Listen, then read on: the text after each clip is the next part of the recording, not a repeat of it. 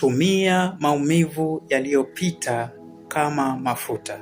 Mafuta ambayo yatakupeleka moja kwa moja katika maisha bora ya baadaye. Katika maisha yetu ya kila siku, kila mtu ameumizwa. Kuna watu waliumizwa na watu ambao waliwaamini na kuwapenda sana, lakini baadaye kitu walichoambulia ni maumivu makali na mazito.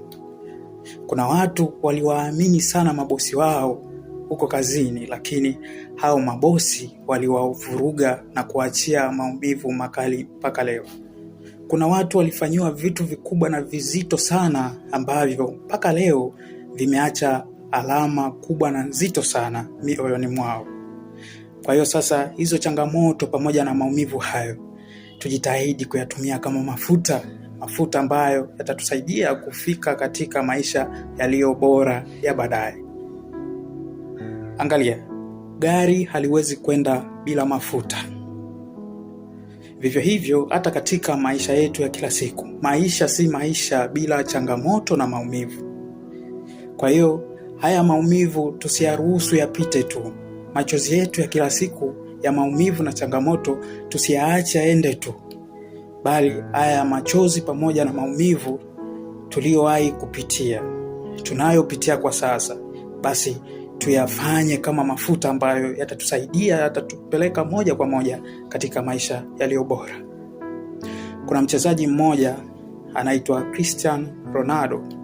Huyu bwana alizaliwa katika familia maskini, familia ambayo baba alikuwa mlevi wa kupindukia, familia ambayo mama hakuwa na kazi iliyoeleweka.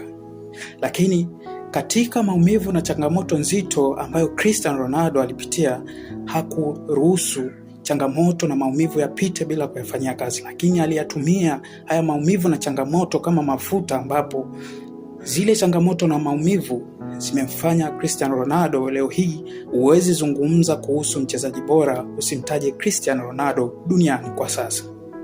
Lakini pia katika maandiko matakatifu yupo kijana mmoja Yusufu ambaye aliuzwa huko Misri utumwani. Alifanya kazi kama mtumwa, aliishi kama mtumwa. Yusufu hakukubali maumivu pamoja na changamoto ya utumwa ipite tu hivyo hivyo.